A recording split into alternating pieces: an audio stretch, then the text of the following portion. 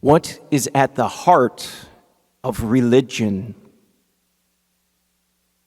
What is at the heart of our Catholic religion and all the traditions and customs and practices that accompany it? This is a very important question for us to check ourselves with, because it can get a bit cumbersome.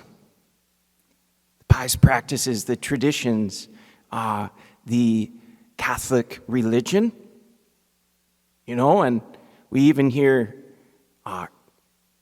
some critique, some of the cumbersome aspects. Well, no meat these days. We need to kneel at this time, stand at that time. And there is a bit much. Now, that's why we ask the question, what's at the heart? The heart. And we know. It's to be made one with Christ and to live one with his church.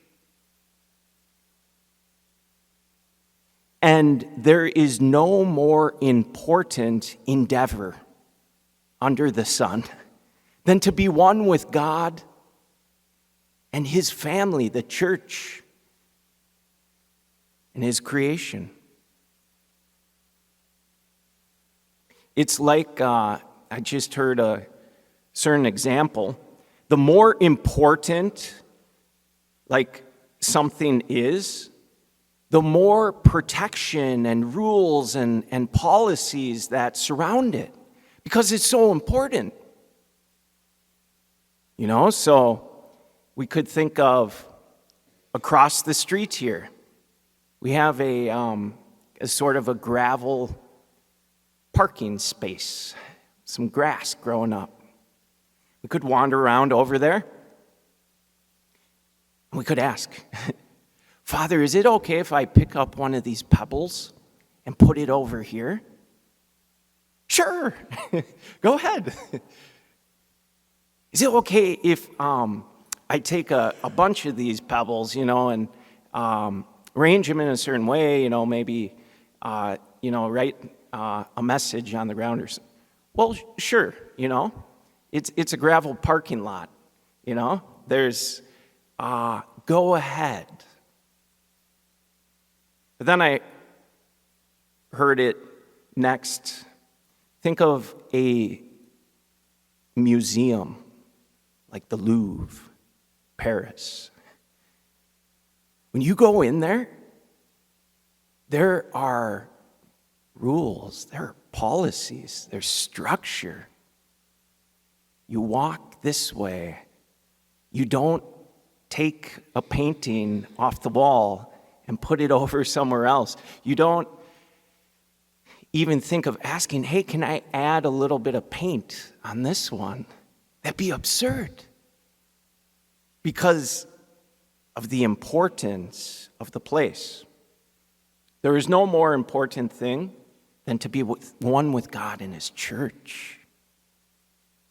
And so all of the practices and the beauty of Catholicism, it's all come about because of this one most important purpose there is, to be one with our God and his church. But we must be careful and check ourselves. That's what's happening here. Jesus, he says, this people, they honor me with their lips, but their hearts are far from me. This is about a checkup on our hearts. When we go about religious practices, where are our hearts? Are our hearts in the religious practice. Another question, though, for some of us, are there some religious practices we just throw aside? We got to ask, where are our hearts in that? What the Lord wants to prevent is our ego from being inflated, but He wants our heart to be stretched in union with Him and in love of others. So I just mentioned some beautiful customs and practices. For me, among the favorite is the noon bells and the Angelus. Those go, I stop. It's time to pray. And the beautiful going down to one's knee, the center of the day, in the center of all history, that the Word became flesh and dwelt among us. We have practices of fasting, abstaining, the hour abstaining, fasting before the Mass. We have the Fridays abstaining from the meat. We have these days like Ash Wednesday.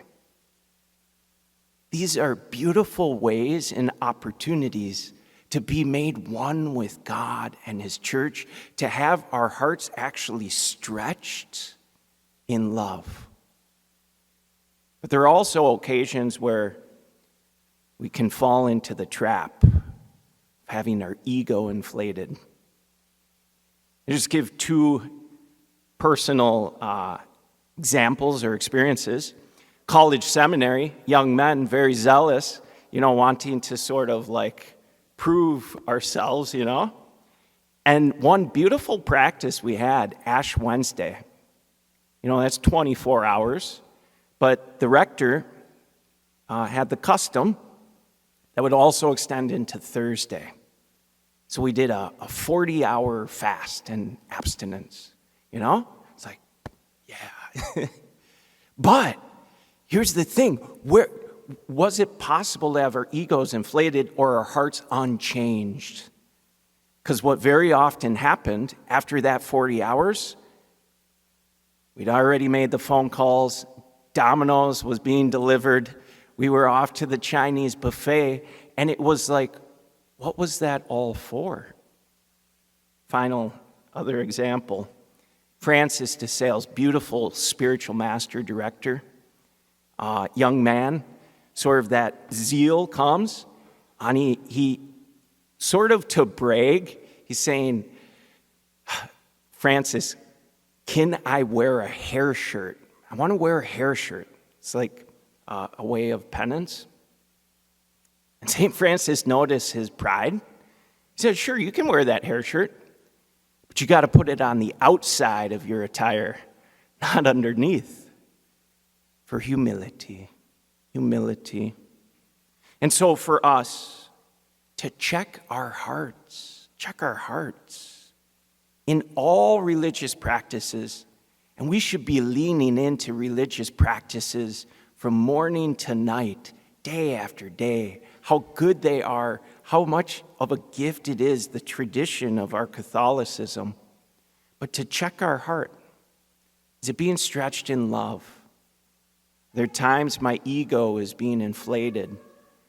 And where is Jesus calling me to that conversion, to be one with Him and His church?